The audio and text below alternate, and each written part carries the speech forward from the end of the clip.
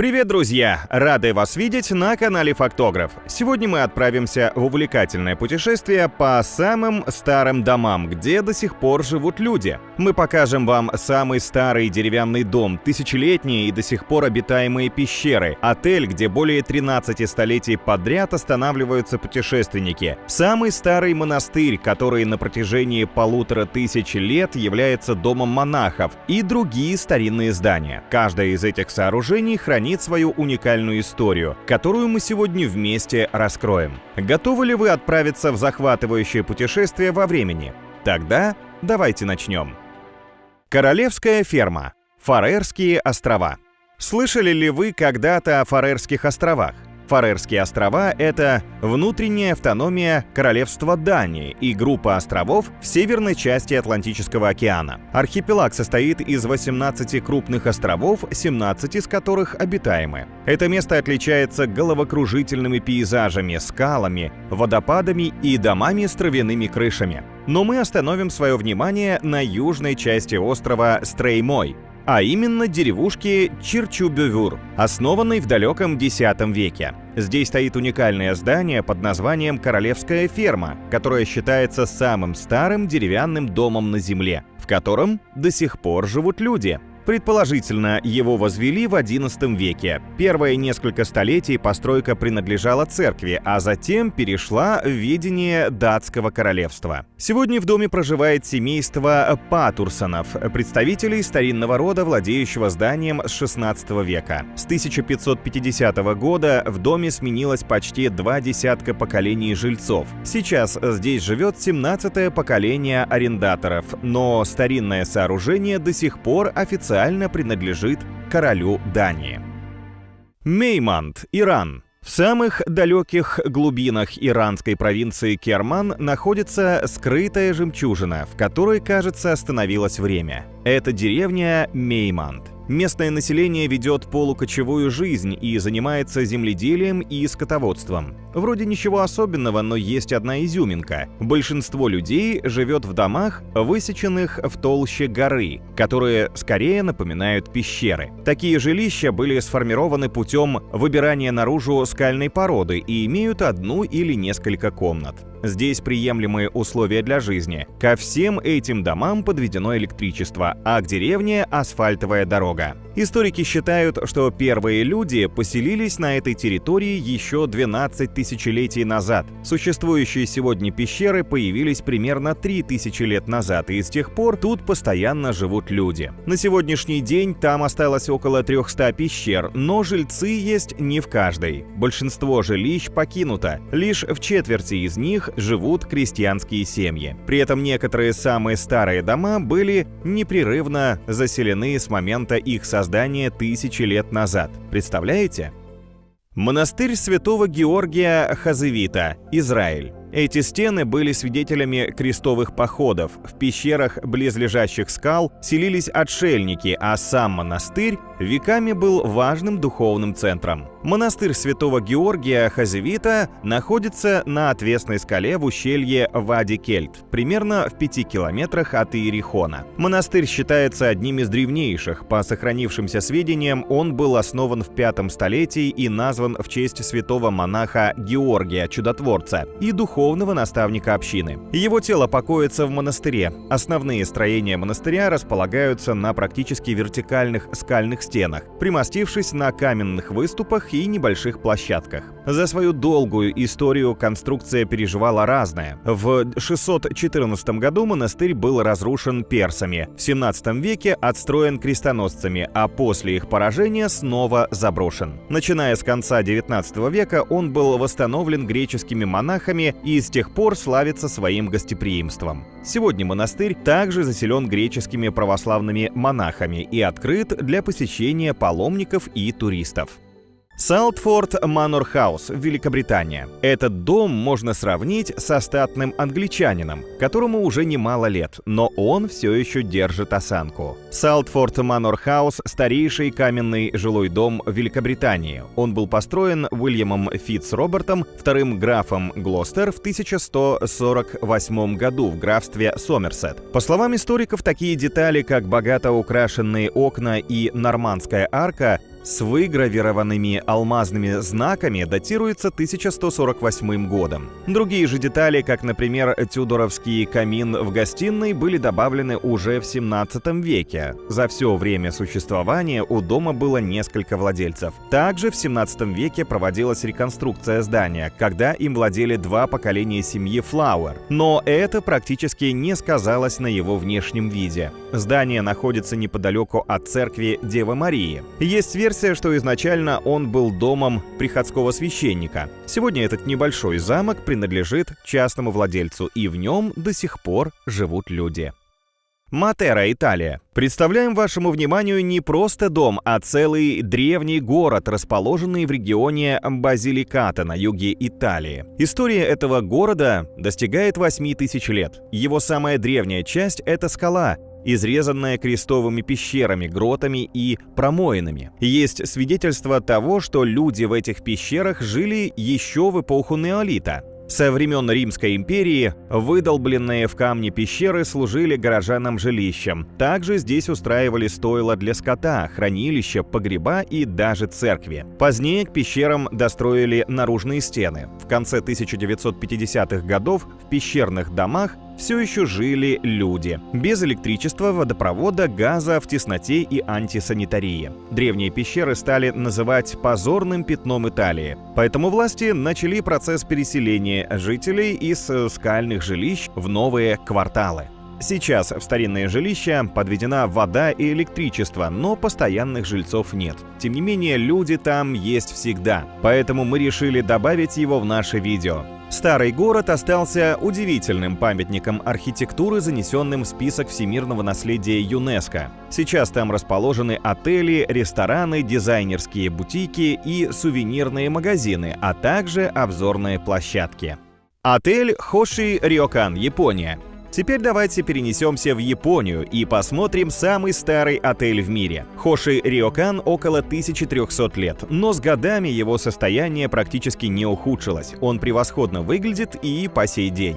На протяжении 13 веков отелем владеет одна и та же семья, передавая право владения старшему сыну. За весь период существования гостиницы произошла смена 46 поколений. Основное здание Хоши Рёкан построено по старинным канонам японской архитектуры. В номерах практически нет мебели, на полах соломенные циновки, и каждый номер оснащен столиком для чайных церемоний. Здесь почти все, как и много столетий назад, за исключением, разумеется, интернета и телевизора. Когда-то Хоши Рёкан пользовался популярностью у императоров, богатых японцев и творческих личностей. Сегодня же пожить в этом историческом сооружении может каждый желающий. Всего лишь нужно добраться к японскому городу Камацу у подножья горы Хаку, и можно наслаждаться этим колоритным местом. Кандаван, Иран. Да, мы снова вернулись в Иран. Здесь есть еще одна уникальная деревня, расположенная в скалах, между городами Тебриз и Оску. Деревня известна своими жилищами, улицами, лестницами, вырубленными в магматической горной породе. Многие из домов находятся как внутри горы, так и выступают за ее пределы. С расширением семей расширялись и дома, к которым пристраивались другие каменные этажи, служащие в качестве сараев, чуланов и стойл для животных. Самые старые строения относятся к XIV веку. Люди тут живут в домах, которые вырубили в вулканических породах 700 лет назад. Это невероятно. Да, люди живут там до сих пор. Сейчас в них есть электричество, интернет, а природные стены сохраняют температуру. Благодаря составу породы в домах сохраняется комфортный климат круглый год. Название деревни – Кандаван. Переводится как «пчелиные ульи». Я думаю, не стоит объяснять почему, с виду и так понятно. По сведениям 2019 года в деревне проживают 117 семей. Здесь есть мечеть, общественная баня, школа, мельница, сувенирные лавки, кафе и рестораны. Также в скалах расположен отель, где регулярно останавливаются туристы. Акома-Пуэбло, США.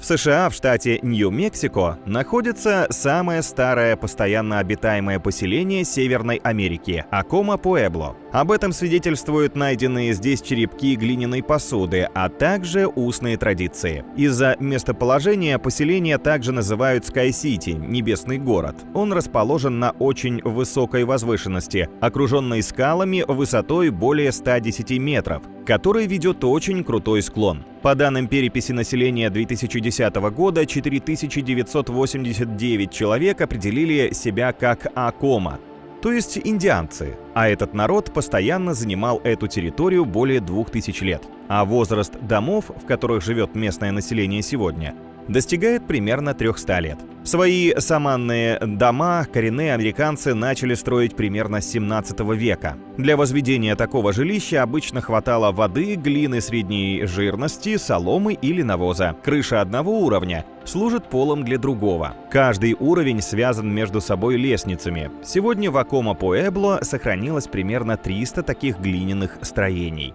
Мейсон-де-Жане, Франция.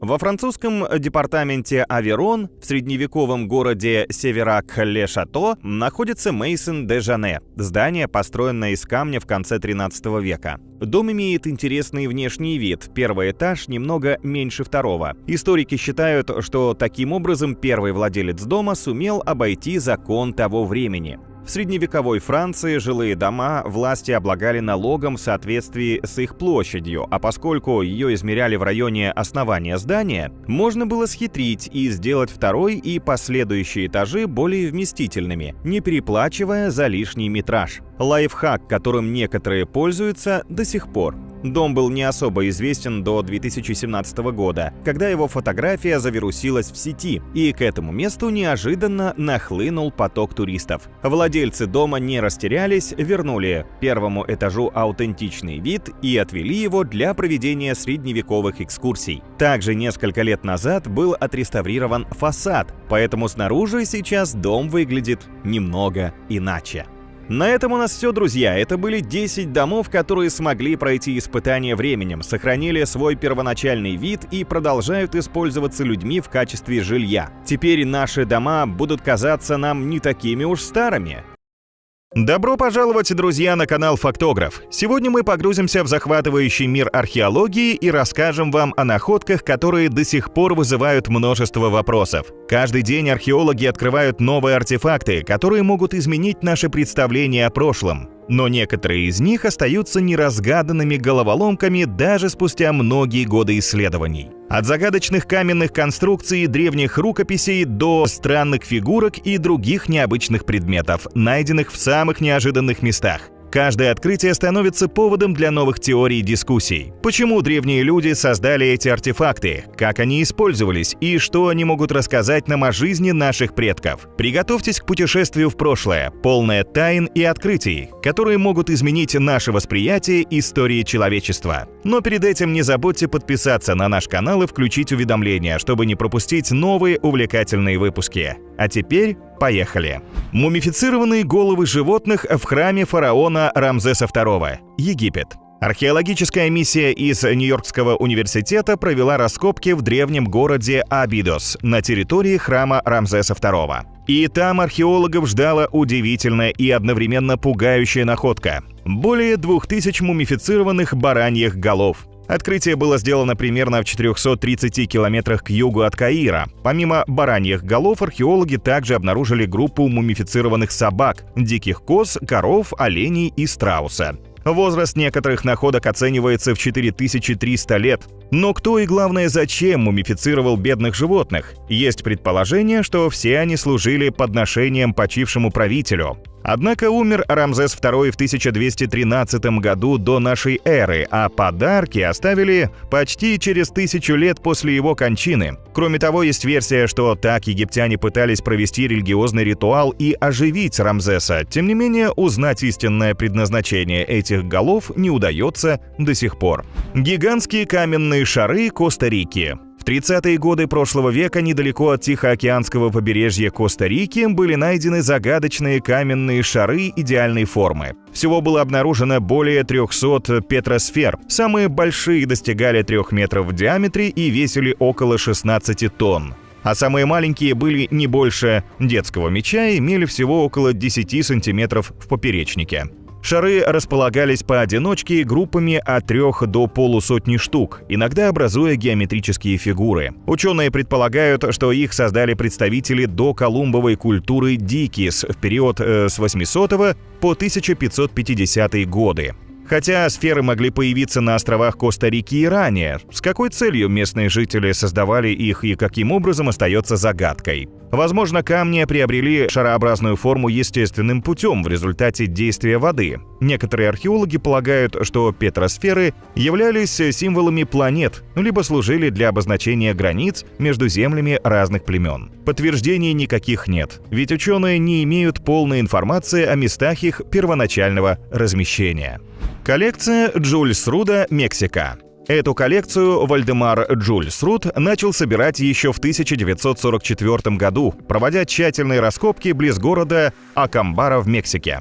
Всего ему удалось собрать 37 тысяч артефактов. Это поразительно, но здесь нет ни одного повторяющегося экземпляра. Коллекцию составляли несколько основных видов находок: керамика, скульптуры из камня, музыкальные инструменты, маски, инструменты из обсидиана и нефрита. Наиболее многочисленными были статуэтки из различных сортов глины, выполненные в технике ручной лепки и обожженные методом открытого обжига. Помимо этого, из земли достали статуэтки динозавров в тандеме с человеком и других вымерших животных, которые современные ученые идентифицировать не могут. Выходит, что мы знаем крайне мало о тех животных, которые населяли нашу планету. Ученые тут же пришли в бешенство. Признать находки подлинными значило отменить теорию происхождения видов. Джульс Руду заявили, что его обманули и коллекция является подделкой. Однако анализ показал, что возраст некоторых подделок равен 3500 годам, поэтому никаких сомнений быть не может, находки исторически реальны.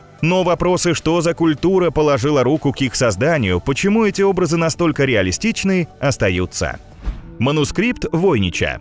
Манускрипт Войнича – древняя книга на неизвестном языке, которую в начале 20 века нашел польский антиквар Вильфрид Войнич. Это примерно 240 страниц, испещренных рисунками и загадочными письменами, написанными на пергаменте, довольно обычными в период от раннего Средневековья до 19 века железистыми чернилами. Судя по радиоуглеродному анализу, книга была изготовлена в начале 15 века. Книга не раз переходила из рук в руки, а расшифровать ее пытаются, начиная с 1912 года. Но лингвисты, криптографы, математики всего мира заходят в тупик. Письмена, которые использовал автор, не совпадают ни с одной известной азбукой, да и имя самого автора неизвестно. Некоторые ученые считают манускрипт талантливой мистификацией. Другие уверены, что это осмысленный текст, написанный на исчезнувшем или искусственном языке. Так или иначе, манускрипт Войнича до сих пор пленяет и завораживает, ведь старинная загадка оказалась не по зубам многим поколениям исследователей.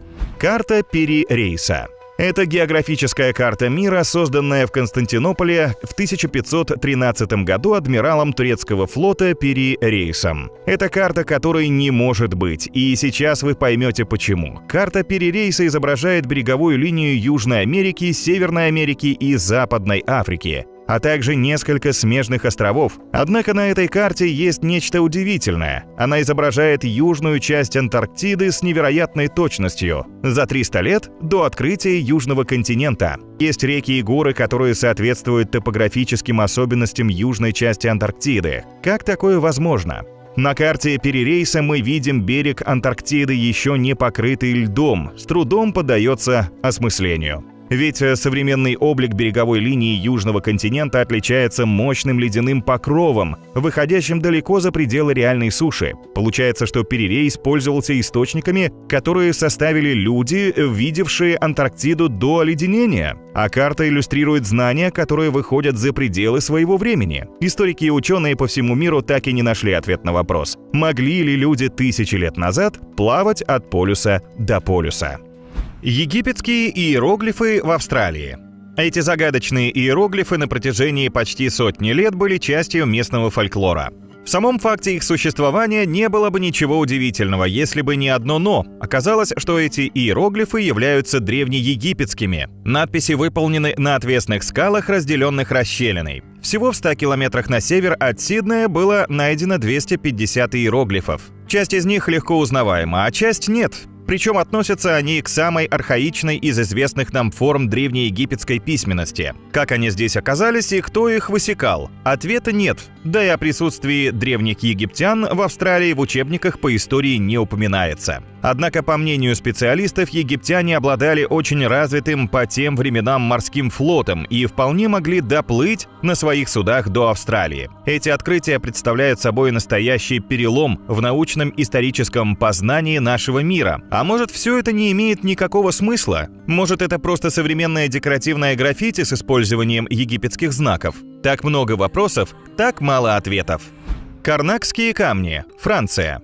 Карнакскими камнями условно называют крупнейшее в мире скопление мегалитических сооружений около французского поселка Карнак в регионе Британии. Всего исследователи насчитали более 3000 мегалитов. Возраст некоторых из них датируется 4500 лет до нашей эры. Самый высокий отдельно стоящий камень имеет высоту 6,5 метров. Что это и зачем? Около 7000 лет назад люди жили трудно. Скудную пищу добывали мучительно, от непогоды укрывались в плетеных, продуваемых ветрами домах. Но, тем не менее, они нашли время и силы для того, чтобы дотащить тысячи камней на выбранную площадку и выстроить их в определенном порядке. Мистика какая-то. Пока еще никто не разгадал истинного предназначения карнакских камней. Одни полагают, что камни имели астрономическое значение, другие считают, что это были сакральные площадки для проведения ритуалов или принесения жертв. И есть версия, что это было место сожжения и погребения тел. Однако человеческих останков в Карнаке ученые не нашли. Римские додекаэдры. Римские додекаэдры — это пустотелые многогранники из 12 правильных пятиугольников, в каждом из которых сделаны круглые отверстия разного диаметра, а на углах соединений граней — маленькие шарики. Чаще всего предметы выполнены из бронзы, реже из железа и камня. Размеры додекаэдров варьируются от 4 до 11 сантиметров в диаметре, все они датированы 1-3 веками нашей эры. Археологи находили додекаэдры на территории Западной Европы, в захоронениях людей, в кладах монет, на развалинах в шкатулке с женскими украшениями. Их назначение ученые не могли раскрыть сотни лет. В исторических описаниях о додекаэдрах не было упомянуто. Ученые выдвигали множество версий. Зачем были нужны эти предметы? Наиболее близкое к действительности предположение высказали в 1907 году, заявив, что это подсвечник. Также есть версия о магическом предназначении предметов. Возможно, додекаэдры использовали для предсказаний судьбы и колдовства, поэтому уже в христианский период могло быть запрещено их применение. Тем не менее, их назначение до сих пор обсуждается, поскольку они слишком сложны в изготовлении и часто не имеют следов использования. Долина кувшинов, Лаос. В лаосской провинции Сианкуанг расположилась удивительная и пока мало изученная достопримечательность этой страны – долина кувшинов. У подножия Анамского хребта прямо из земли выступают сотни огромных сосудов, которые выполнены из гранита, песчаника и скальных пород. Их диаметр составляет от полуметра до 3, а вес достигает 6 тонн. Происхождение и назначение каменных кувшинов до сих пор остается одной из главных археологических загадок Юго-Восточной Азии. Никто не знает, откуда и как они сюда попали. У лаосских крестьян есть поверье, что давным-давно на территории долины жили великаны. И именно они создали кувшины. Более приземленные легенды рассказывают о короле Кхунг-Чинг, который после значимой военной победы приказал создать большое количество сосудов для хранения рисового вина, необходимого для грандиозного пира. Все версии достаточно сомнительны. Несомненно одно – возраст гигантских камней не менее 2000 лет. Камень Кочно, Шотландия. Эта массивная каменная плита была обнаружена в 1887 году преподобным Джеймсом Харви, неподалеку от шотландского городка Уэст-Дарбантершир. Размеры камня Кочно 13 на 8 метров. Сама плита украшена петроглифами в виде кругов, линий и спиралей. Именно такая картина с преобладанием окружностей уникальна и нигде более не встречается. В научной среде до сих пор не утихают споры о том, что же изображено на камне. Карта звездного неба? А может, это ритуальный алтарь, чьи выемки наполнялись вином, молоком или кровью? Кто-то и вовсе считает, что Кочно — это портал между миром живых и мертвых, на котором нарисована инструкция по реинкарнации. Но все-таки большинство ученых сходятся во мнении, что замысловатые рисунки спиралей, линий и колец — это особый вид доисторического искусства, образцы которого можно увидеть во многих странах мира. Однако понять истинное предназначение камня Кочна пока не удалось.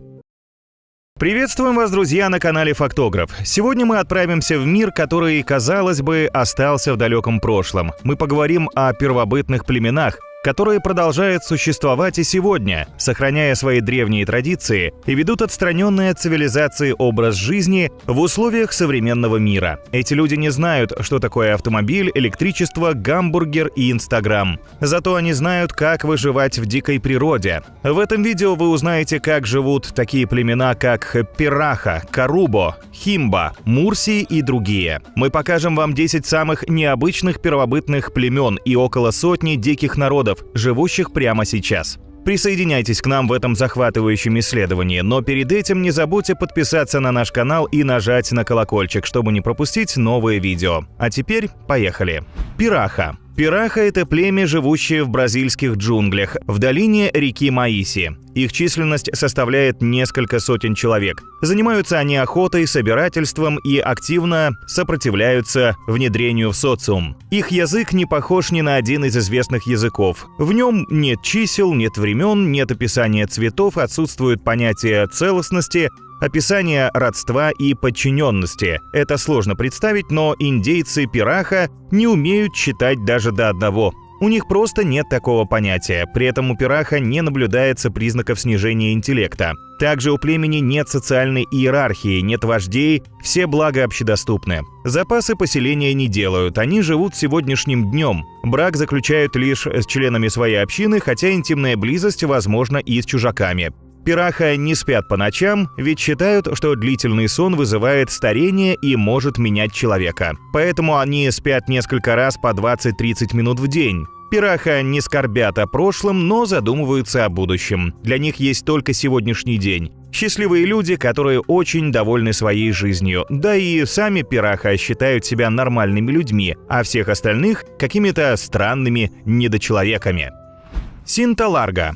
Синта-Ларга – еще одно племя Бразилии, проживающее на территории Амазонии. Численность индейцев этого племени когда-то превышала 5000 человек. Однако в настоящее время едва насчитывает 1500. Занимаются они земледелием, охотой и рыболовством. В охоте эти люди настоящие мастера. Они могут добыть любое животное, так как умеют имитировать голоса. Общество Синта-Ларга патриархально. В нем распространена мужская полигамия. Минимальной общественной ячейкой является семья. Мужчина, несколько его жен и их дети. Чаще всего они основывают свой дом. Однако, когда земля, где стоит их дом, становится менее плодородной или из лесов уходит дичь, Синта-Ларга снимаются с места и ищут новый участок для дома. Контакты Синта-Ларги с внешним миром не сложились. В джунглях, где живет племя, произрастает много каучуковых деревьев.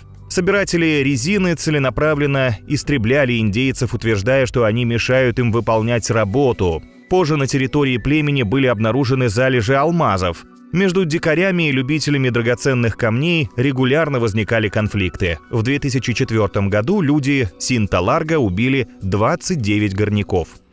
Сентинельцы. По названию вы, скорее всего, уже догадались, что это народ, проживающий на острове Северный Сентинел, одном из Андаманских островов в Бенгальском заливе. Они живут в полной изоляции уже более 60 тысяч лет и агрессивно встречают любого, кто ступит на их землю. Если кто-то высадится на их территорию, его убивают воины племени. В 2018 году американский турист Джон Аллен был убит сентинельцами. То же произошло в 2006 году, когда 2 рыбака пришвартовали свои судна к берегу рядом с племенем.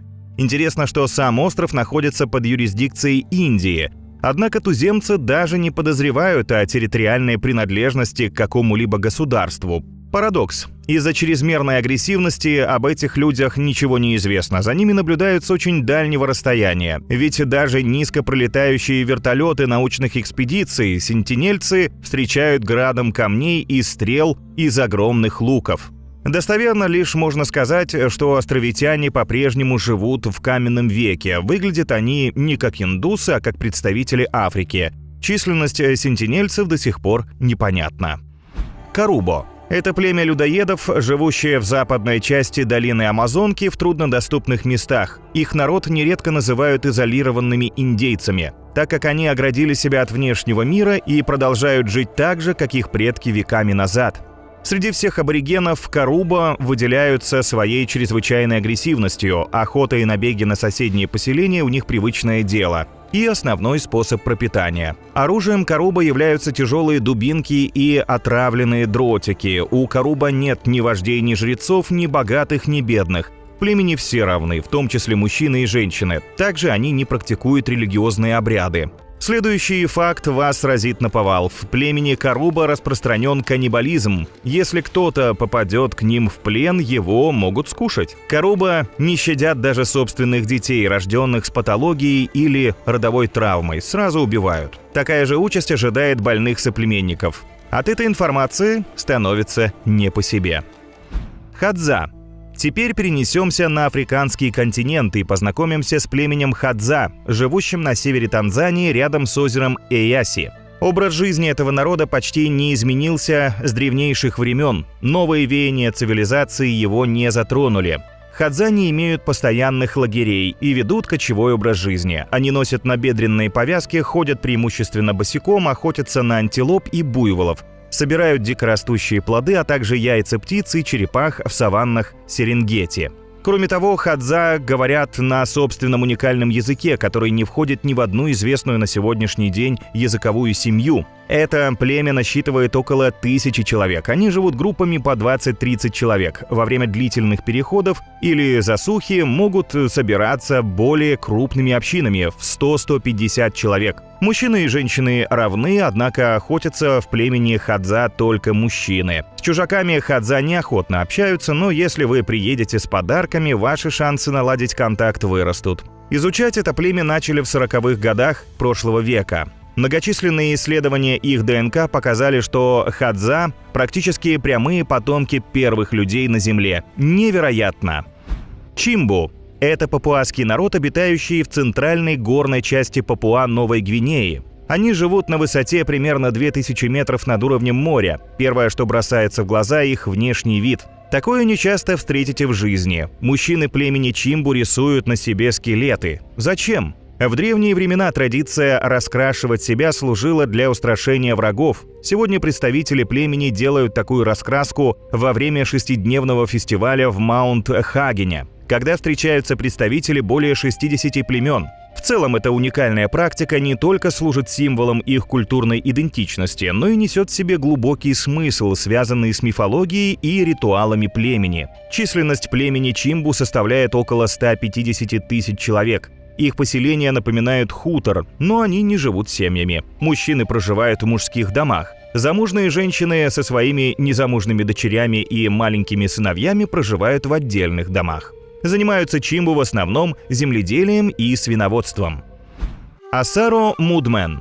Асара – еще одно из самых известных племен Папуа-Новой Гвинеи, проживающее в провинции Eastern Highlands. Их особенность – сделанные из глины страшные маски. Согласно легенде, Асаро Мудмен потерпели поражение от вражеского племени и вынуждены были бежать к реке Асаро. Когда наступили сумерки, беглецы вышли из воды, и их враги приняли измазанных речным илом людей за призраков и в страхе сбежали. Асары вернулись в свою деревню и, чтобы отпугивать новых врагов, начали делать жуткие маски из белой глины. Они чем-то напоминают пришельцев из космоса. Кроме того, белый цвет в культуре Асаро Мудмен считается траурным, что еще больше усиливает их подобие духом смерти. Такое действительно может напугать. Однако, несмотря на устрашающий вид, племя Асаро Мудмен безобидно. Представители этого диковинного племени ежегодно устраивают захватывающее шоу, на котором охотно демонстрируют приезжим туристам аутентичные маски. Огромные клыки, непропорциональные уши, улыбки, напоминающие оскал, бивни и рога – такое представление оценят любители экзотики. Караваи. Караваи – удивительный народ, живущий глубоко в непроходимых джунглях острова Новая Гвинея. До 1970-х годов они даже понятия не имели, что помимо них в мире существуют и другие люди. Если верить некоторым источникам, в случае обнаружения чужаков представители племени просто ловили их и съедали. Караваи считались людоедами, но те времена прошли, и сегодня караваи иногда выходят на связь с цивилизацией. Хотя они продолжают жить так, словно застряли в каменном веке. Дома строят на деревьях на высоте от 10 метров. Верят, что так смогут защитить себя от злых духов, а заодно и от диких животных, и от соседских племен. Внутри каждого жилища оборудуют минимум 2 очага, отдельно для мужчин и для женщин с детьми. Правда, у караваев процветает многоженство, так что в доме может быть несколько очагов. В основном представители племени караваи питаются едой, изготовленной из муки сагового дерева. Основным источником протеина у них являются червяки, похожие на опарышей. Для местных детей это настоящее лакомство. Надеюсь, вас сейчас не стошнило. Мурси. Этих аборигенов вы уже наверняка видели. Это те самые дикие люди, которые носят на нижней губе огромные тарелки. Представители племени Мурси живут в Эфиопии и считаются, пожалуй, самым жестоким и кровожадным племенем Африки. Мужчины Мурси постоянно воюют с другими кланами и часто используют автомат Калашникова. Это оружие покупается в соседнем Судане. При этом они достаточно дружелюбные к путешественникам, ведь туристы являются единственным источником заработка для племени. А теперь поговорим о самом интересном. Что это у них за тарелки во рту? Эта тарелка называется деби. Носят ее исключительно женщины, и процесс вживления инородных тел проходит постепенно.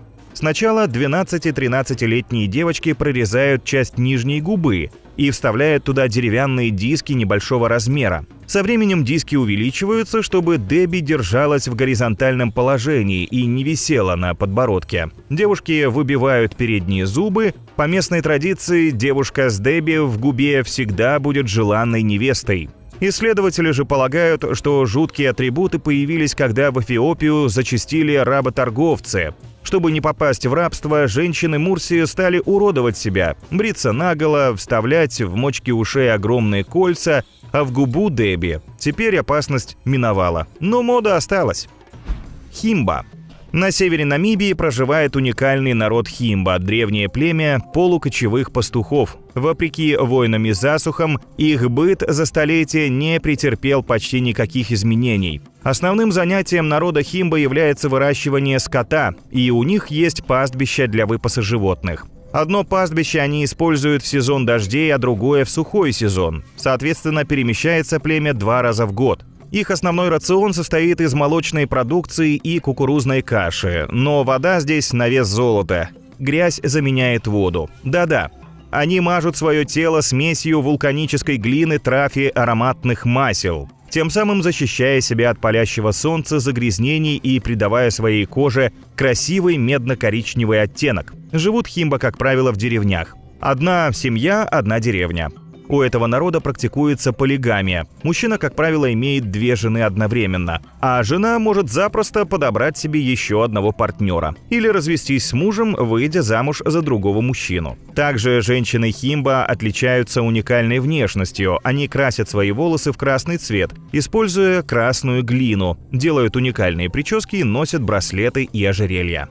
И все-таки, согласитесь, нам трудно представить, что в современном мире существуют дикие племена, члены которых до сих пор живут по древним законам и не впускают в свою жизнь современные технологии. Но, как мы видим, они есть и совсем не собираются присоединяться к цивилизации. Немногие знают, что существуют животные, которые жили на Земле еще со времен динозавров. Почему динозавры вымерли, а эти животные до сих пор живут на нашей планете? Большинство из них почти не изменились, хотя прошли уже сотни миллионов лет. Давайте узнаем побольше об этих 15 древних существах. Поехали! Медузы.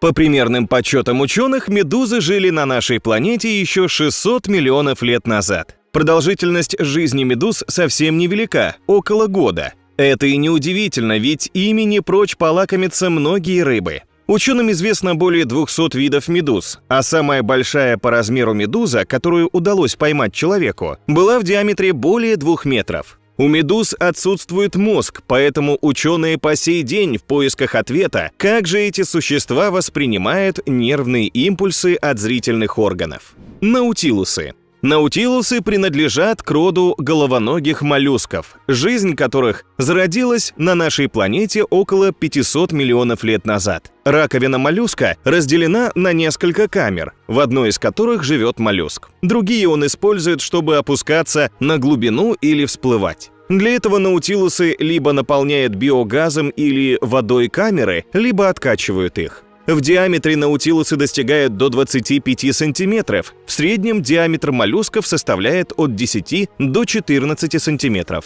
Самки наутилуса меньше по размерам, чем самцы. Эти моллюски считаются падальщиками. Их удивительная особенность заключается в том, что они довольно долго могут прожить без пищи или питаясь всего раз в месяц.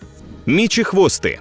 Мечехвосты живут на планете более 450 миллионов лет. Свое название животные получили из-за длинного хвостового шипа в форме меча, который находится на заднем конце тела. Существует 4 современных вида мечехвоста, а 70 принадлежат к ископаемым. Эти членистоногие могут вырастать до 60 сантиметров в длину. Продолжительность жизни мечехвоста впечатляет. Они живут до 20 лет. Мечехвосты выглядят примерно так же, как и многие столетия назад. Самое интересное, что кровь у этих существ голубого цвета. Это происходит из-за того, что у мечехвостов в крови много меди, в то время как наша кровь насыщена железом и имеет красный цвет. Кровь мечехвостов применяют в медицине. Она вступает в реакцию с микробами, и затем появляются сгустки. Именно поэтому из крови этих животных делают реактив, позволяющий определить, насколько лекарство чистое. Латимерия. Это существо одно из живых ископаемых. Появились латимерии на Земле около 400 миллионов лет назад и особо не изменились с того времени. Ученым сегодня известно 2 вида этих животных. Одни обитают у побережья Африки, другие рядом с Индонезией. До середины прошлого столетия эти существа считались давно вымершими. Это сине-серая рыба с крупными светлыми пятнами.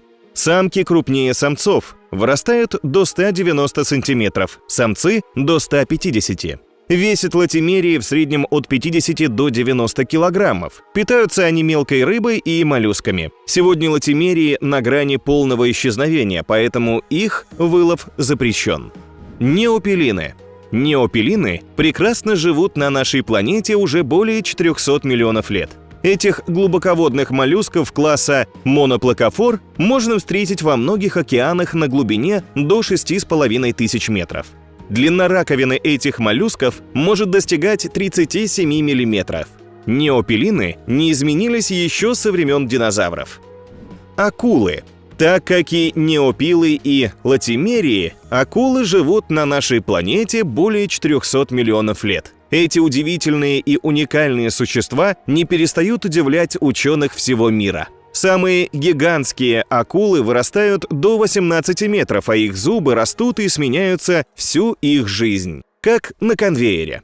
Не хотелось бы встретиться с этим хищником, особенно зная, что у них потрясающий нюх. Они чувствуют запах крови за пару сотен метров. Белая акула использует 14% своего мозга для обработки обонятельной информации.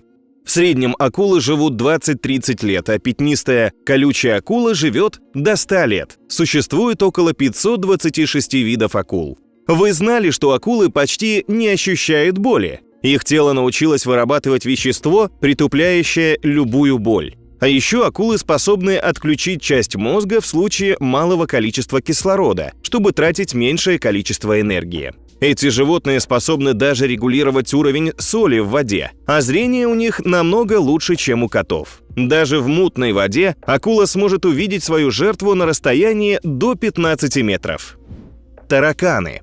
Тараканы живут на Земле уже больше 340 миллионов лет. Эти выносливые существа смогли выжить в самые опасные времена для Земли. Это и неудивительно, ведь они могут прожить недолго даже без головы, дыша при этом клетками своего организма. Тараканы очень быстрые и могут за секунду пробежать до 75 сантиметров. Они выдерживают огромные дозы радиационного излучения, такие, при которых человек давно бы погиб. Без воды тараканы способны прожить около недели, а без еды – до месяца. Еще одна удивительная способность самки таракана – она может некоторое время сохранять семя самца, а потом сама себя оплодотворить. Ученым известно практически 500 видов тараканов, и только 30 из них являются опасными для человека. На всех континентах, кроме Антарктиды, можно встретить этих существ. Крокодилы. Более 250 миллионов лет назад на Земле появились крокодилы. Изначально они обитали на суше, а потом решили перебраться в воду. Интересный факт о крокодилах. Они глотают камни, чтобы пища легче переваривалась, а еще для того, чтобы опускаться на глубину. А вы знали, что крокодилы плачут, когда едят? Но это не от жалости, как можно было бы подумать. На самом деле у крокодилов в организме переизбыток соли, которую нужно выводить. А специальные железы как раз находятся возле глаз. Крокодилы в среднем живут до 50 лет, но бывает, что доживают и до 100. В их крови вырабатывается особый антибиотик, который помогает им не заболеть. Если вдруг вас посетила мысль, а не приручить ли мне крокодила, забудьте. Этих животных невозможно дрессировать. Они считаются одними из самых опасных. У крокодилов самый мощный укус среди всех животных на Земле. Черепахи. Более 220 миллионов лет назад на Земле появились черепахи. От вымерших предков современные черепахи отличаются отсутствием зубов и умением прятать голову. Черепахи – известные долгожители, они живут до 100 лет. Эти животные отлично слышат и видят. У них прекрасно развито обоняние. Самое потрясающее, что они могут запоминать лица людей. Еще один необычный факт – там, где самка черепахи отложила яйца, при низкой температуре вылупятся самцы, а при высокой – самки. Готерия. Эта рептилия живет на Земле более 220 миллионов лет. Готерию сегодня можно встретить в Новой Зеландии. Внешне готерия напоминает игуану, но это отдельный отряд – клювоголовые. На затылке у них расположен третий глаз – теменной. Именно этот орган помогает животным определять время суток и ориентироваться в пространстве. В среднем готерии живут до 60 лет, но отдельные особи могут жить и до 100 лет. Готерии подлежат охране. Это вызвано заселением людьми Новой Зеландии и потерей мест своего привычного обитания. Пауки. Уже более 160 миллионов лет плетут свою паутину на Земле пауки. Древнейшая в мире паутина возрастом более 100 миллионов лет была обнаружена в Янтаре. Паутина удивительно прочное волокно, которое так и не получилось создать ни в одной лаборатории. Только представьте, пауки, отправленные в космос, плели трехмерную паутину. Пауки не имеют костей, а их мягкие ткани покрыты прочным экзоскелетом. Некоторые виды пауков живут до 30 лет. Самый крупный паук известной науки имеет длину 30 сантиметров, а самый мелкий – полмиллиметра. Благодаря тому, что самка паука откладывает за один раз более 1000 яиц, пауки смогли дожить до наших дней. Муравьи. Еще одни существа, которые живут на нашей планете более 130 миллионов лет и практически не изменились, это муравьи. Это очень сильные и умные насекомые, имеющие высокую самоорганизацию. Они живут в своей отдельной цивилизации, где во всем царит полный порядок и имеются четкие правила. Муравьи подразделяются на касты, каждый выполняет свою работу. Муравьи даже обучают собратьев, как добывать еду. Они отлично адаптируются к любым условиям, поэтому их популяция самая большая на планете. Настолько большая, что на каждого человека на планете припадает около 1 миллиона муравьев, только представьте. Муравьи – долгожители среди насекомых. Матки муравьев живут до 20 лет. Утконосы. Более 110 миллионов лет живут утконосы на планете Земля. А ученые считают, что сначала они обитали на территории Южной Америки, а затем смогли добраться и до Австралии, где стали ее символом. Европа впервые увидела шкуру утконоса в XVIII веке. Все приняли ее за подделку. Утконосы – необычные животные, которые отлично плавают. Они легко ныряют за добычей на самое дно. А вы знали, что около 10 часов каждый день утконосы находятся под водой? Сегодня утконосы занесены в Красную книгу, ведь их осталось совсем мало. В неволе утконосы не размножаются. Ехидна. Ехидна, как и утконос, появилась на планете более 110 миллионов лет. Она немного похожа на ежа, а при любой опасности прячется в землю, оставляя свои иголки торчать снаружи. Это животное лишено потовых желез, поэтому летом в самую жару они ведут малоподвижный образ жизни, а зимой могут впасть в спячку, регулируя свой теплообмен. В среднем в естественной среде ехидны живут до 16 лет, а в зоопарке известны случаи, когда это животное прожило 45 лет. Щитни. Эти существа появились на планете в эру динозавров. Щитни живут практически везде, кроме Антарктиды. Эти животные сегодня выглядят практически так же, как и миллионы лет назад, только стали меньше в размерах. Впервые они были открыты в 1801 году. Щитни – это ракообразные, на спине у которых находятся щитки. В среднем длина их тела составляет до 12 сантиметров. Щитни живут во временных канавах и лужах с пресной водой. Пищей им служит почти все, что меньше их по размеру. Эти существа любят плавать вверх тормашками. Почему именно так, ученые так и не выяснили. Это особенно странно, ведь, плавая таким образом, они становятся легкой добычей для птиц. Сегодня во многих странах количество этих существ резко сократилось из-за человеческой деятельности. Как видите, с нами по соседству проживают животные, которые жили рядом с динозаврами. Любая необдуманная деятельность человека может в любой момент привести к вымиранию одного из этих животных. И лишь в наших руках сохранить этих существ для следующих поколений. Друзья, рады приветствовать вас на канале Фактограф. Сегодня мы поговорим о долгожителях, о тех, кому удалось прожить на Земле более 115 лет. Считается, что продолжительность жизни человека зависит от генетики, окружающей среды и образа жизни. Ученые изучали людей, доживших до 100 лет, и пришли к выводу, что диета и физические упражнения играют важную роль в первые 80 лет жизни, после чего генетические факторы становятся все более важными для поддержания здоровья человека по мере его старения. В этом видео мы покажем вам 10 старейших людей мира, возраст которых верифицирован геронтологической исследовательской группой, глобальной группой, проверяющей супердолгожителей. Вы узнаете, как эти люди жили, чем занимались и каких правил жизни они придерживались. Мы раскрыли секреты их долголетия и с радостью поделимся с вами. Будет ли интересно? Конечно. Познавательно? Не то слово. Поехали. Мисао Кава, 117 лет. Десятку старейших людей Земли открывает японская долгожительница Мисао Кава. Она родилась 5 марта 1898 года в городе Осака в Японии. В 1919 году девушка вышла замуж и в браке родила 3 детей. Ее сын и 1 дочь также перешагнули рубеж в 90 лет. Последние годы Мисао провела в доме престарелых в Осаке. В феврале 2013 года, за несколько дней до своего 115-летия, женщина была признана Книгой рекордов Гиннесса старейшим живым человеком в мире. Но уже 1 апреля 2015 года Мисао Кава скончалась от сердечной недостаточности. В общей сложности женщина прожила 117 лет и 27 дней. Как ей это удалось? Благодаря здоровому сну и правильному питанию. Мисао строго соблюдала диету, питаясь 3 раза в день овощами, рисом и нежирным мясом. Но мы убеждены, что генетика также сыграла не последнюю роль.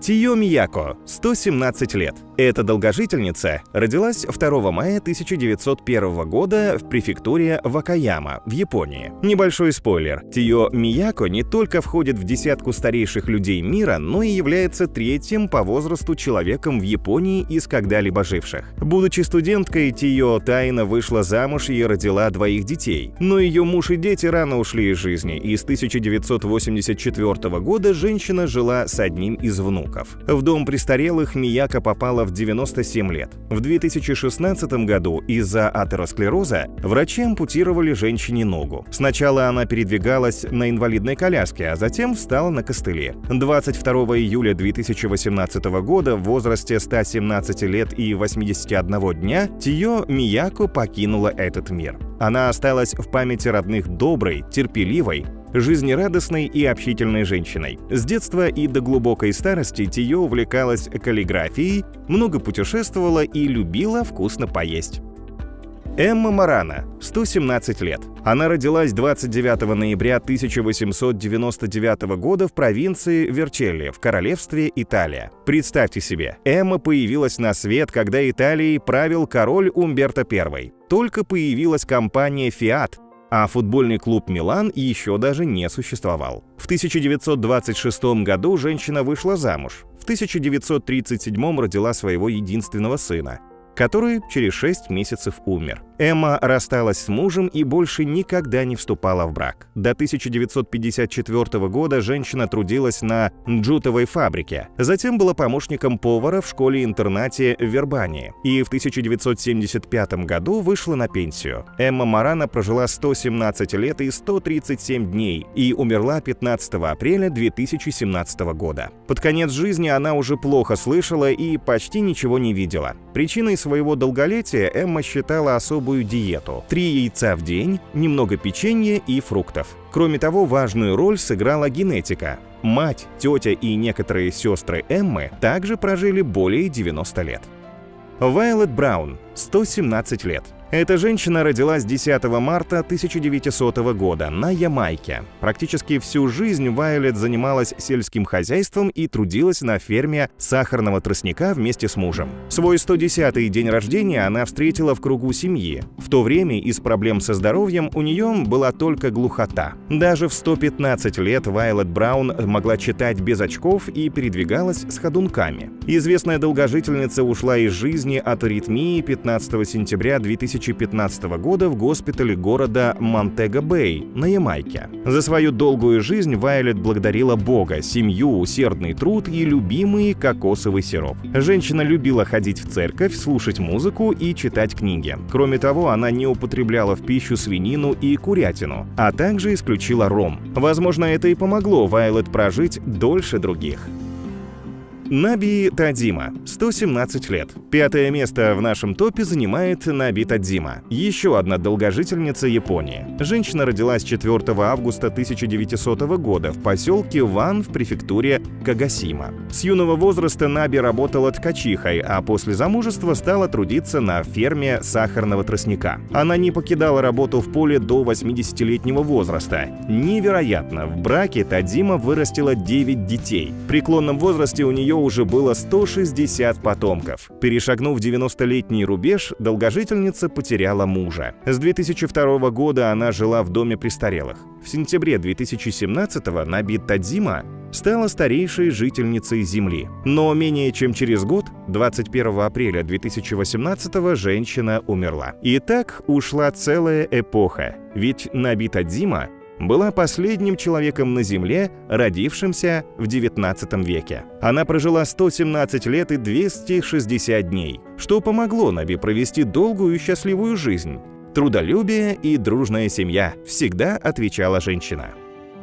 Люсиль Рандон, 118 лет. Четвертой по продолжительности жизни людей в истории стала француженка Люсиль Рандон, более известная как сестра Андре. Супердолгожительница родилась 11 февраля 1904 года в городе Алес во Франции. 18 лет своей жизни Люсиль работала гувернанткой и репетитором. В 41 год она приняла монашество и следующие 28 лет провела в больнице города Виши, помогая сиротам и старикам. В 1979 году женщина перешла в монастырь в Савойе и прожила там 30 лет. В 2009 году в возрасте 105 лет Люсиль перешла в монастырь Сент-Катрин-Лабуре в городе Тулон. В последние годы жизни женщина ослепла и стала прикованной к инвалидной коляске. В 2021 году во время пребывания в доме престарелых она заразилась COVID-19 и сумела победить вирус. Француженка стала старейшим человеком, выжившим во время пандемии. 17 января 2023 года Люсиль Рандон ушла из жизни во сне. Она прожила 118 лет и 340 дней и почти год носила звание старейшего живого человека мира. Сара Кнаус, 119 лет. Можно ли прожить долгую жизнь, заменяя в своем рационе овощи на молочный шоколад и чипсы? Безусловно, ответила бы Сара Кнаус. Американская долгожительница родилась 24 сентября 1880 года в штате Пенсильвания. В 1901 году она вышла замуж и стала домохозяйкой. В 1903 Сара родила дочь Кэтрин, которая, к слову, тоже прожила более 100 лет. Последние 9 лет жизни Сара Кнаус провела в доме престарелых. Она умерла 30 декабря 1999 года в возрасте 119 лет и 97 дней, будучи в здравом уме до самой смерти. Эта удивительная женщина пережила администрации 23 президентов США. Секрет долгожительства Сары довольно прост. Любимое занятие и никаких диет и конфликтов. Американка ела много сладостей, но никогда не страдала от лишнего веса. Сара была дружелюбной, спокойной и очень любила жизнь. Кане Танака, 119 лет. Пережить 2 мировые войны и увидеть эпоху правления 5 императоров. Для Кане Танака это не составило труда. Женщина родилась 2 января 1903 года в Японии в префектуре Фукуока. В 19 лет она вышла замуж, затем воспитывала 5 детей и занималась семейным бизнесом вплоть до 103-летнего возраста. В 46 лет японка победила рак поджелудочной железы. В 103 года у Танака обнаружили рак толстой кишки, и, к счастью, она снова смогла справиться с болезнью. С 2005 года женщина жила в доме престарелых. В 2019 году в возрасте 116 лет японку занесли в Книгу рекордов Гиннесса как самого старого жителя планеты. 19 апреля 2022 года Кане Танака умерла, прожив 119 лет и 107 дней. В чем заключается секрет ее долголетия? Женщина говорила, что в семье, здоровом сне и спокойной жизни. Жанна Кальман, 122 года. По документально подтвержденным данным, Жанна Кальман – это единственный в мире человек, чей возраст превысил 120 лет. Женщина прожила 122 года и 164 дня и более 6 лет удерживала титул самого старого живого человека в мире. Жанна родилась во Франции в городе Арль в 1875 году. Она не была сторонницей здорового образа жизни. Француженка регулярно употребляла вино, за неделю могла съесть килограмм шоколада, а курить бросила только в 117 лет. При этом Кальман любила спорт. Ранние подъемы, езда на велосипеде, гимнастика, фехтование приносили ей удовольствие. В 89 лет Жанна осталась без наследников, все ее близкие родственники умерли. В 110 лет женщина переехала в дом престарелых и примерно в то же время начала привлекать внимание журналистов и ученых. Жанна Кальман умерла 4 августа 1997 года по естественным причинам. Француженка отличалась прекрасным чувством юмора и бойким умом. Секретом своего долголетия она считала оливковое масло и всегда любила повторять: «Я еще совсем девчонка, просто последние 70 лет плохо выгляжу. Такой же старости желаю я себе и вам». Обратите внимание, что в рейтинге старейших людей мира, чей возраст документально подтвержден, находятся только женщины. Старейшим из когда-либо живших мужчин является японец Дзираэмон Кимура, который достиг возраста 116 лет и 54 дня. Но в общем топе он стоит ниже 20-й строчки. Но жизнь продолжается, и у мужчин еще все шансы со временем побить рекорд Жанны Кальман. Кроме того, все данные в этом видео зафиксированы по состоянию на 2023 год, и через несколько лет в топ-10 могут появиться новые имена.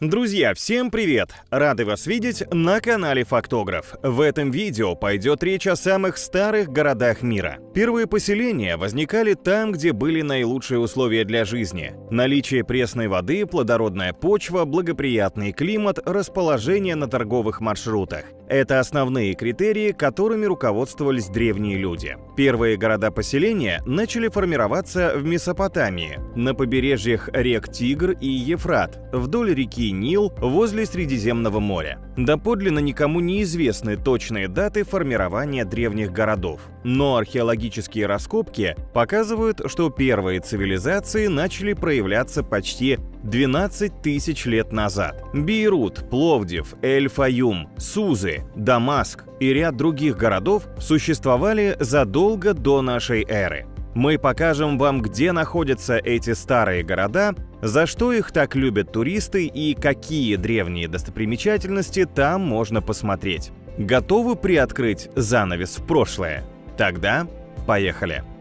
Иерусалим. Израиль, который является святыней для иудеев, христиан и мусульман. Иерусалим расположен на территории современного Израиля, на холмах Иудейского Нагорья. Первые поселения появились здесь в 4 тысячелетии до нашей эры, и с тех пор город не раз становился поводом для кровопролитных войн. В разное время Иерусалим был под контролем Иудейского царства, империи Александра Македонского, Древнего Рима, Византии, крестоносцев, монголо-татар, Османской империи, Великобритании и не только. Даже сегодня между Израилем и Палестиной идут споры за власть над городом. Особую ценность представляет старый район Иерусалима, границы которого определяют крепостные стены, возведенные в XVI веке. Здесь находятся самые важные религиозные объекты: Стена Плача, храм Гроба Господня, мечеть Аль-Акса, Храмовая гора и многие другие. В 1981 году Старый Иерусалим был внесен в список всемирного наследия ЮНЕСКО.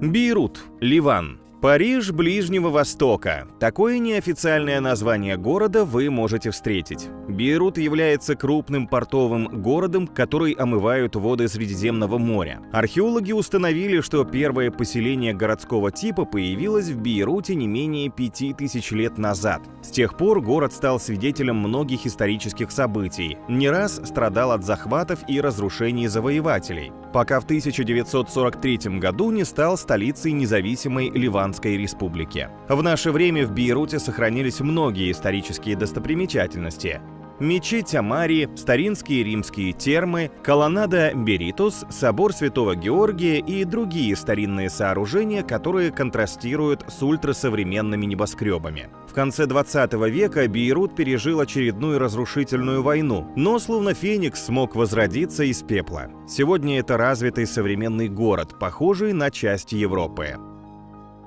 Газиантеп, Турция. Один из старейших городов мира раскинулся на юго-востоке Турции. Историки убеждены, что первые поселенцы жили на этом месте примерно за 4000 лет до нашей эры. Время шло, населенный пункт менялся, развивался и переходил из рук одного народа к другому. Кто здесь только не жил. Хетты, ассирийцы, византийцы, османы, и каждый из них оставил свой след в истории города. В этом вы можете убедиться, посетив местный археологический музей с артефактами разных эпох и другие исторические сооружения, такие как крепость Газиантеп и мечеть Куртулуш. В Средневековье Газиантеп был важным пунктом шелкового пути, связанного с другими крупными городами Ближнего Востока. В то время местные жители ткали ковры, продавали пряности и ткани. Этим люди занимаются и сегодня, но уже на фабричном уровне. Обратите внимание, что ранее город назывался Антеп, а приставка «Гази» появилась только в 20-х годах прошлого века.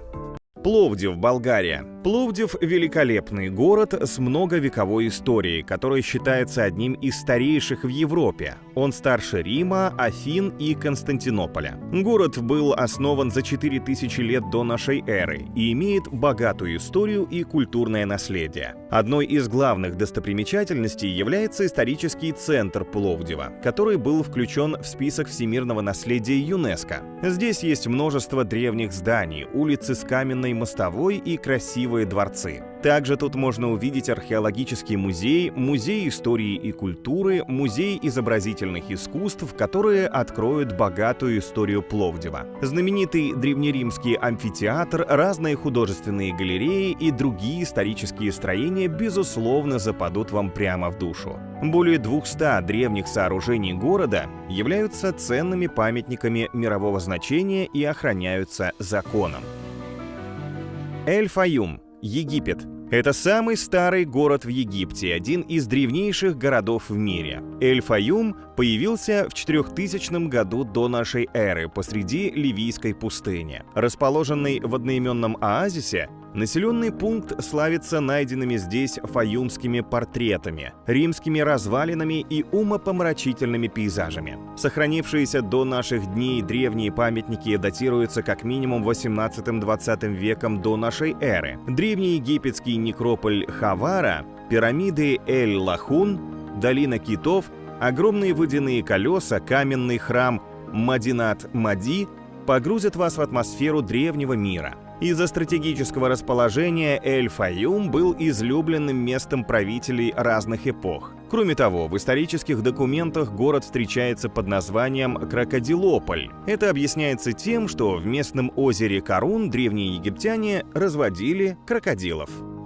Афины, Греция. Знали ли вы, что Афины являются не только одним из старейших городов мира, но и считаются родиной демократии, философии, театра и Олимпийских игр? Побережье Эгейского моря, где стоит современный город, было заселено еще в 3-м тысячелетии до нашей эры. В 5 веке до нашей эры Афины уже были культовым центром Греции и стали колыбелью европейской цивилизации. Город славится своим богатым культурным и историческим наследием. Самой знаменитой достопримечательностью является Акрополь, укрепленная часть древнегреческого города, расположенная на холме, вокруг которого развивались первые поселения. Не менее значимые и другие памятники античной культуры: храм Парфенон, кладбище Керамикос, театр Одион Герода Аттика, храм Зевса Олимпийского и другие. В Афинах жили и творили великие философы Сократ и Платон, театралы Софокл и Эврипид, скульптор Фидий. Афины — это единственный в мире город, где буквально каждый камешек дышит историей. Сузы, Иран. Этот древний город расположен в провинции Хузестан на территории современного Ирана. Устойчивое поселение людей возникло здесь между 7 и 4 тысячелетием до нашей эры. Обнаруженная при раскопках керамика указывает на 5-е тысячелетие до нашей эры. В период с 2700 по 539 год до нашей эры Сузы были столицей Эламского царства. После этого город был захвачен ассирийцами, потом персами, а затем греками. В 7 веке Сузы в очередной раз были разрушены уже арабами-мусульманами, а в 13-м — монголами. Возможно, мы бы никогда не узнали об этом городе, если бы не его неоднократное упоминание в Библии, в Ветхом Завете. Сегодня Сузы являются важным археологическим объектом Ирана и памятником почти полностью исчезнувших эламской, персидской и парфянской цивилизаций. На его развалинах находится современный город Шуш, который населяют персидские евреи и мусульмане-шииты.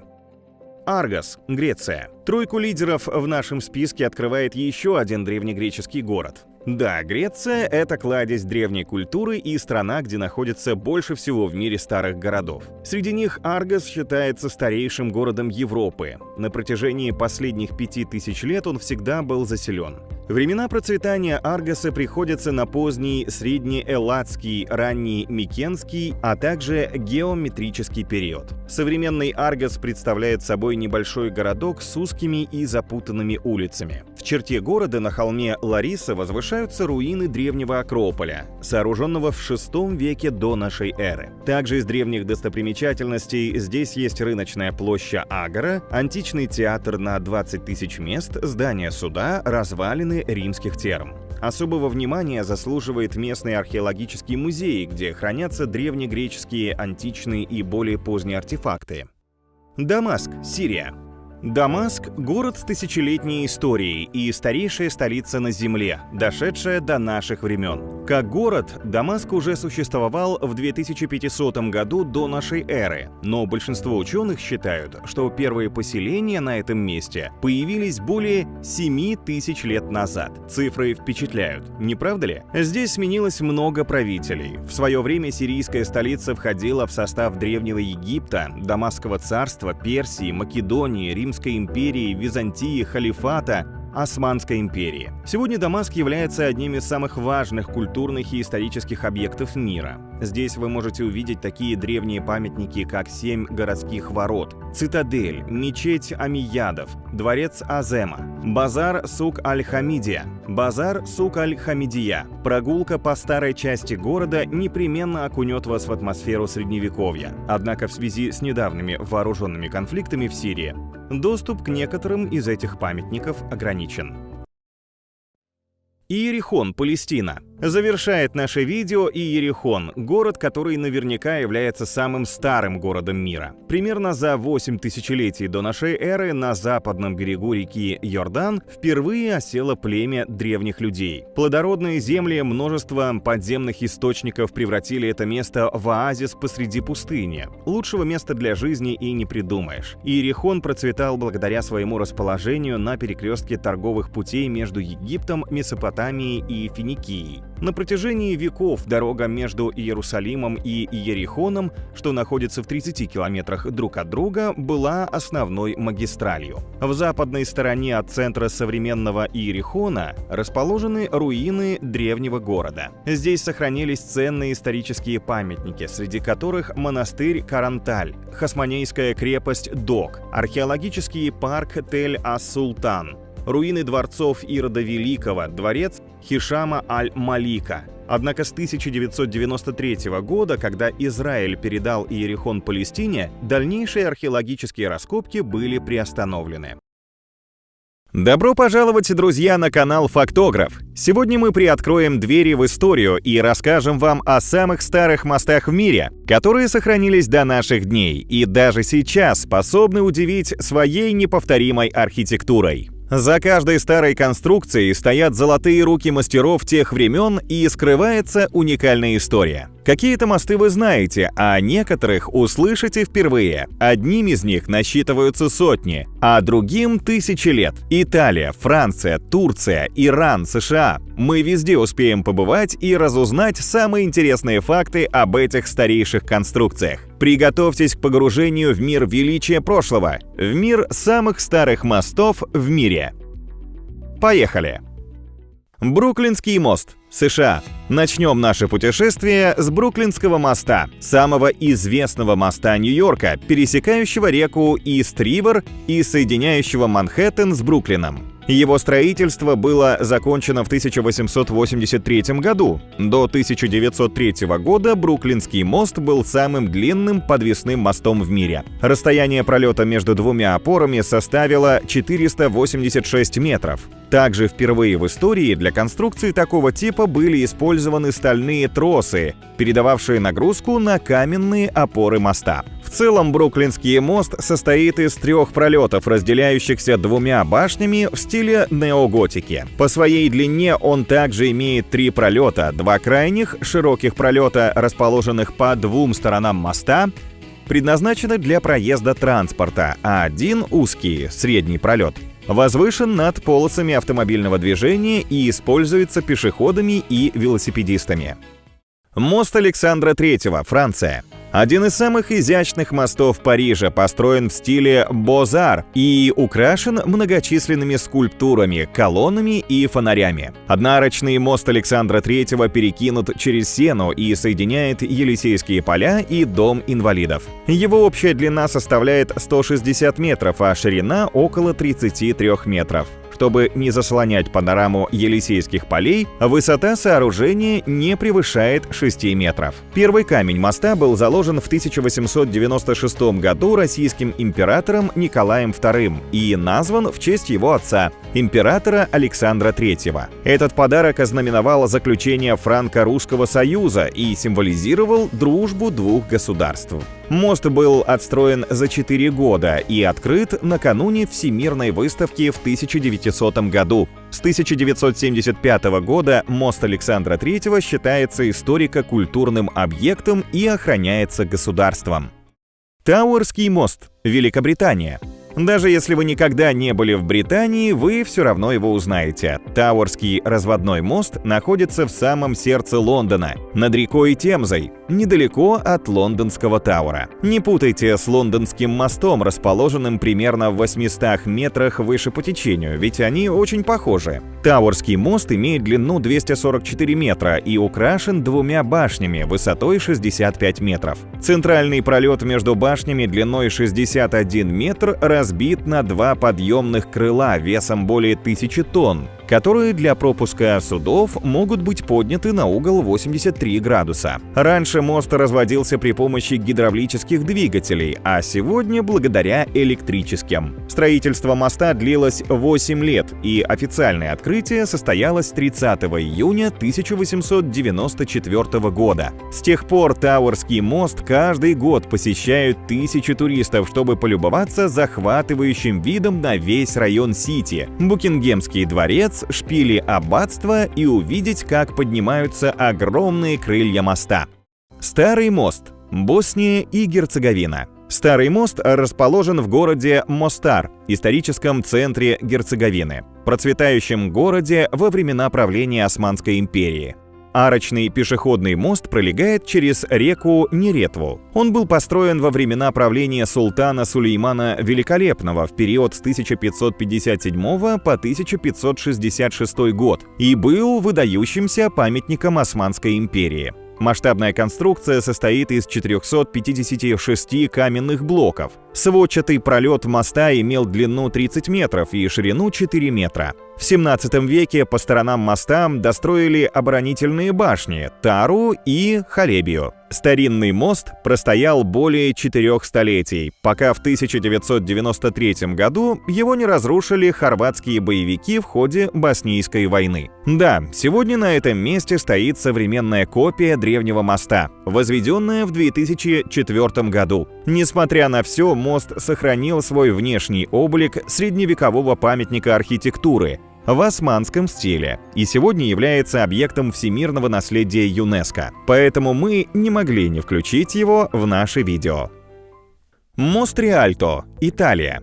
Ох, это сказочная Венеция! Кто же не мечтает побывать в этом дивном городе на воде? Большинство экскурсионных маршрутов по Венеции начинаются и заканчиваются у моста Риальто, самого старого и знаменитого в городе. Он пересекает Гранд-канал примерно посередине, соединяя два района – Сан-Поло и Сан-Марко. Эта яркая историческая достопримечательность города берет свое начало в далеком 12 столетии, когда на этом месте была построена первая понтонная переправа. Дошедший до наших дней мост из камня был возведен в конце 16 века. Он представляет собой одну арку, по обеим сторонам которой тянутся торговые ряды. Риальто стоит на 12 тысячах свай. Его длина простирается на 48 метров, а ширина составляет 22 метра. Великолепный арочный пролет, барельефы с изображением Теодора и Святого Марка со стороны вокзала и сцены Благовещения со стороны Венецианской лагуны делают мост символом Венеции и самым узнаваемым видом города. Мост Хаджу, Иран. Хоть Иран и не является популярным туристическим направлением, но эта страна, возникшая на месте древнейших цивилизаций мира, сохранила множество исторических достопримечательностей. Вот, к примеру, мост Хаджу – арочный каменный мост через реку Заянде в городе Исфахан. Он был построен в 1650 году на фундаменте старого моста по приказу шаха Аббаса II. Верхняя часть моста предназначалась для движения повозок, а вот по бокам, за арками, спрятаны пешеходные зоны. В центральной части моста находятся два восьмигранных павильона для обзора прекрасного вида и отдыха. Сооружение длиной в 133 метра и шириной 12 метров состоит из 23 каменных арок и функционирует как мост и плотина одновременно. Шлюзовые ворота, построенные подарками, до сих пор используются для регулирования течения реки Зиянде. Мост Капельбрюкке, Швейцария. Теперь перенесемся в Люцерн и полюбуемся древнейшим действующим деревянным мостом в Европе и одной из самых узнаваемых достопримечательностей Швейцарии. Крытый мост Капельбрюкке был построен в XIV веке на реке Ройс и первоначально являлся частью городских оборонительных укреплений. Изначально длина моста была примерно 280 метров, но с 1835 года по настоящее время его длина составляет 204,7 метра. Под коньком крыши по всей длине Капельбрюкке размещено 150 деревянных панелей, украшенных фресками. На них изображены наиболее важные события из истории Люцерна. Башня, что у середины моста, была построена чуть раньше, в 1300 году. В разные периоды она служила наблюдательным пунктом, тюрьмой, местом хранения архива, казны и даже пыточной. Мост Понте-Векьо, Италия. Если вы прибудете с визитом во Флоренцию, то обязательно посетите Понте-Векьо, самый старый мост города. Построенный в далеком 1345 году, мост — это не просто переправа с одного берега реки Арно на другой, но и уникальный архитектурный памятник, практически не изменившийся с XIV века. Выстоял почти 700 лет и выглядит легко и изящно. Каменный мост состоит из 3 отдельных арок. Центральная имеет длину 30 метров, а боковые — по 27 метров. Высота сводов колеблется между 3,5 и 4,4 метрами, а ширина равна 32 метрам. Мост Понте-Векьо соединяет два важных здания – Палаццо Векьо и Палаццо Питти. Раньше на мосту располагались лавки мясников и других торговцев, а вот уже с XVI века их сменили ювелиры с золотыми прилавками. Так и прижилось негласное название – «Золотой мост Флоренции». Мост Святого Ангела, Италия. Этот мост и вправду можно назвать самым красивым мостом в мире. Мост Святого Ангела – это мост через реку Тибр в Риме. Построенный в 134-139 годах римским императором Адрианом. В Древнем Риме его называли мостом Адриана, ведь он соединял центр города с мавзолеем императора, замком Святого Ангела. С XIV века замок Святого Ангела использовался в качестве тюрьмы. В нем проводили казни, а на мосту выставлялись тела преступников. Мост растянулся на 135 метров и украшен статуями в стиле барокко. Именно эти скульптуры ангелов, да и сам замок Святого Ангела, дали название мосту и способствовали укреплению этого названия среди горожан. Мост Святого Ангела полностью пешеходный, отсюда открывается вид на Ватикан, а 10 статуй ангелов держат таблички с цитатами из Священного Писания. Мост Джендере, Турция. Джендере – это древнеримский мост, расположенный недалеко от античного города Арсаме, в 55 километрах к северо-востоку от города Адыямана, на юго-востоке Турции. Этот мост, что пересекает небольшую бухту, был возведен во II веке силами 4 городов Комагенского царства. Он построен в честь римского императора Септимия Севера, его жены Юлии и их 2 сыновей – Каракаллы и Геты. Будучи одним из самых древних, он также является 2-м самым длинным мостом, построенным римлянами. Мост выглядит как простая единая арка. Он опирается на 2 скалы и расположен в самом узком месте протока. Длина пролета моста составляет 34,2 метра, а вся конструкция имеет 120 метров в длину и 7 метров в ширину. Мост Джендере является частью национального парка Турции, расположенным вокруг горы Немрут-Даг, которая была объявлена объектом всемирного наследия ЮНЕСКО. Алькантарский мост, Испания. Этот прекрасный старинный мост завершает наше видео. Алькантарский мост соединяет берега реки Тахо в испанском городе Алькантара. Он находится у подножья замка Сан-Серванандо, рядом с крепостными воротами. Каменный арочный мост был построен между 104 и 106 годами по приказу римского императора Траяна. Он является образцом древнеримской архитектуры, лишенный всяческих украшений, но при этом завораживающий своей монументальностью и гармоничностью архитектоники. 6 арочных пролетов, сложенные из крупных тесаных камней, составляют мост общей длиной 194 метра, высотой 71 метр и шириной 8,6 метров. Проезжая часть находится на высоте 45 метров над водой, а посередине моста возвышается триумфальная арка. Во время различных войн Алькантарский мост не раз получал повреждения, однако всякий раз его удавалось восстановить в первозданном виде. С 1921 года мост официально объявлен культурным наследием и тщательно оберегается, а благодаря следам исчезнувшей римской цивилизации он привлекает туристов со всего мира.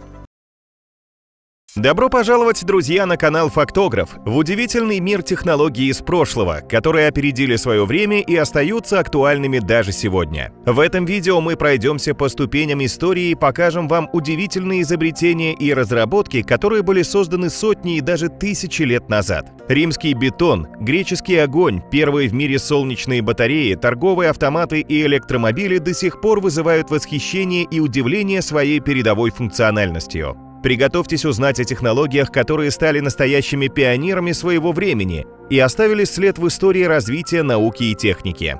Готовы отправиться в захватывающее путешествие через время и пространство? Тогда давайте начнем. Греческий огонь – пламя, которое не гаснет. В 674 году арабский флот взял в осаду Константинополь. Когда греки начали отбиваться с помощью огня, то поначалу мусульмане даже не моргнули глазом. Огонь в то время часто использовался в морском бою, и его можно было легко потушить с помощью ткани или воды. Но этот огонь никак не удавалось потушить, загоралась даже вода. Катапультами греки метали в арабов сосуды с невиданной на то время смесью.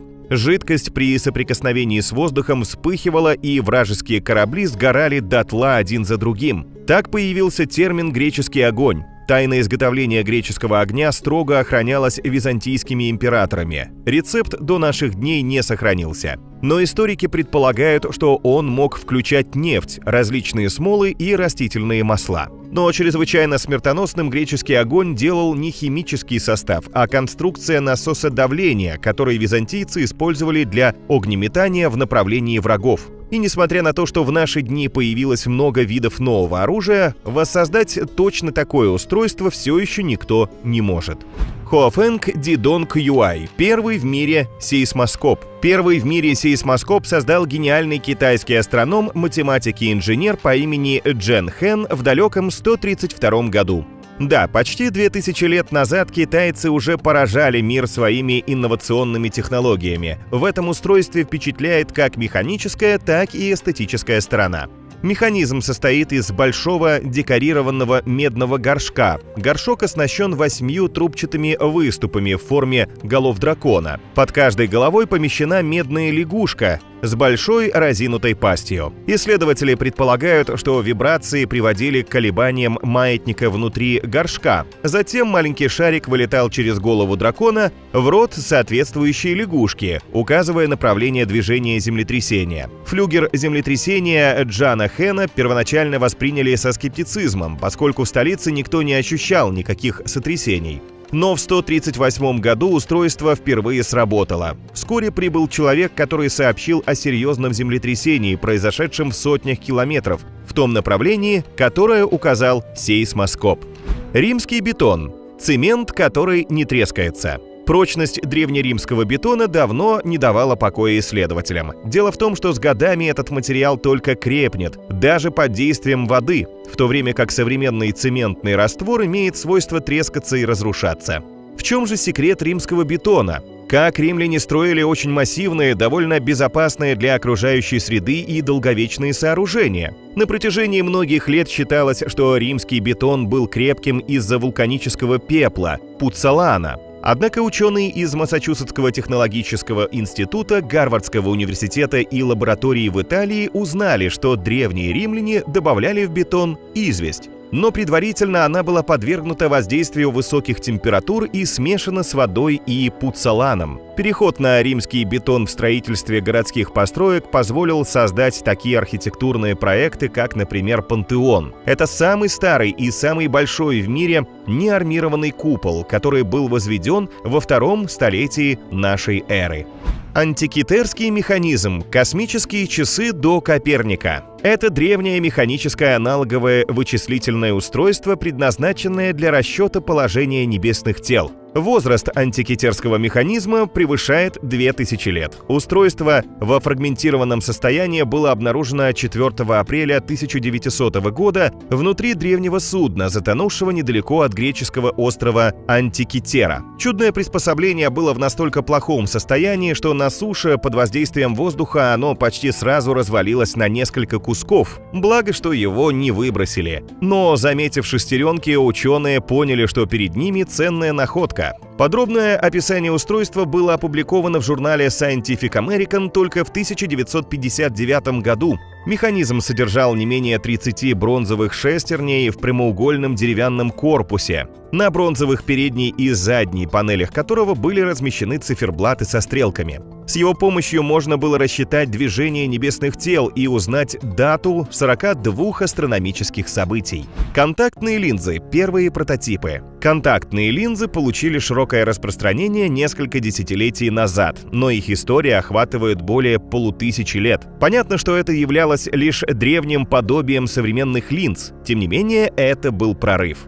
Так, в далеком 1508 году в своих трудах Леонардо да Винчи запечатлел принцип, по которому свет преломляется. Он представил оптическую конструкцию, которая имела возможность корректировать направление распространения солнечных лучей. Прообраз контактных линз был сделан в виде выпуклой и заполненной водой ванночки, которую нужно было носить перед лицом для улучшения четкости изображения. Почти 150 лет спустя французский математик и философ Рене Декарт предложил использовать в качестве линзы трубочку с водой, на конце которой было закреплено увеличительное стекло. А в 1887 году немецкому офтальмологу Адольфу Хику удалось создать линзы, максимально похожие на современные. Но людям не были известны материалы, не раздражающие органы зрения, поэтому после нескольких часов ношения у человека начинали сильно болеть глаза.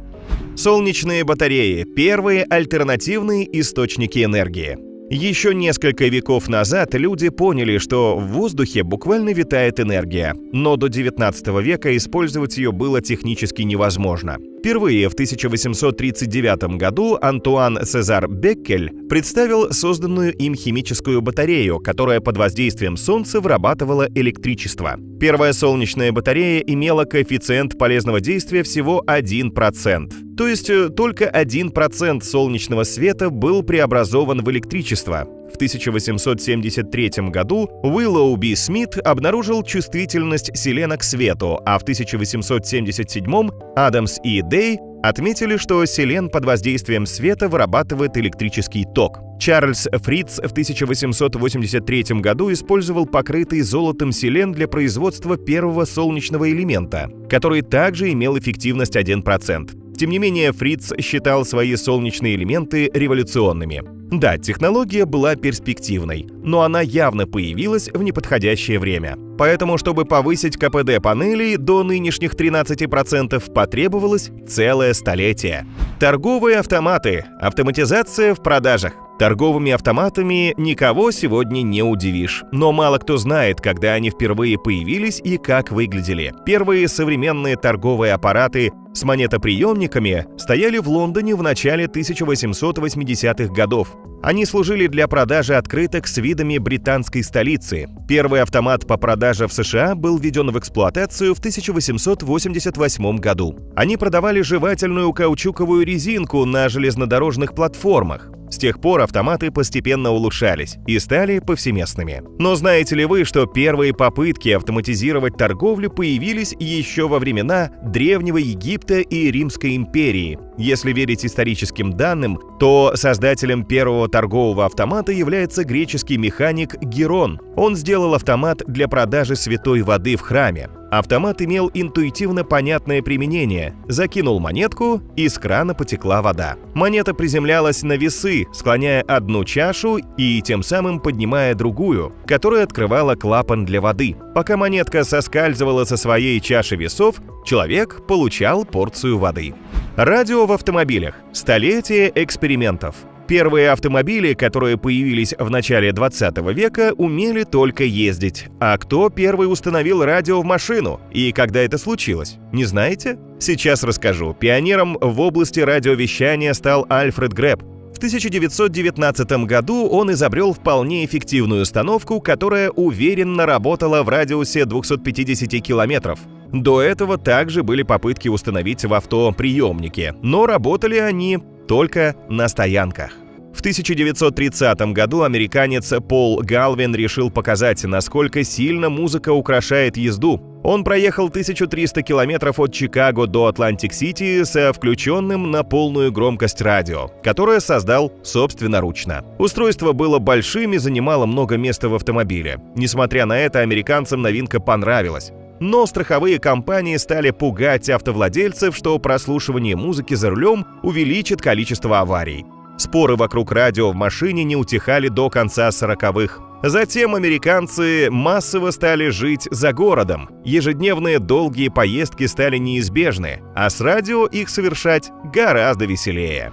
Пастеризованное молоко – одно из лучших изобретений XIX века. Борьба за сохранение полезных свойств молока на научной основе начались чуть более сотни лет назад. В 1865 году французский микробиолог Луи Пастер изобрел процесс, названный в честь него – пастеризацией. Пастеризация – это термическая обработка молока, которая уничтожает в нем микробов и увеличивает срок хранения. Но самое интересное, что Пастер в первую очередь старался не ради молока, а ради вина. Работая над проблемой прокисания вина, ученый понял, что температурное воздействие уничтожает дрожжи и препятствует брожению. Следом за вином стали пастеризовать пиво, а затем и молоко. Открытие, позволившее спасти сотни тысяч жизней каждый год, не сразу было принято обществом и врачами. Считалось, что пастеризованное молоко теряет вкус. Доктора писали научные статьи про то, что от такого продукта нет никакой пользы, что дети от него болеют, становятся вялыми и худощавыми. Понадобился не один десяток лет, чтобы пастеризованное молоко получило признание лучшей альтернативы сырому и кипяченому продукту. Электромобили General Motors EV1. Молниеносное появление и уход. В январе 1990 года на автосалоне в Лос-Анджелесе компания General Motors показала концепт-кар Impact. Это был полностью электрический двухместный автомобиль, разработанный с нуля как электрокар. Он не использовал существующие ранее платформы моделей с двигателем внутреннего сгорания.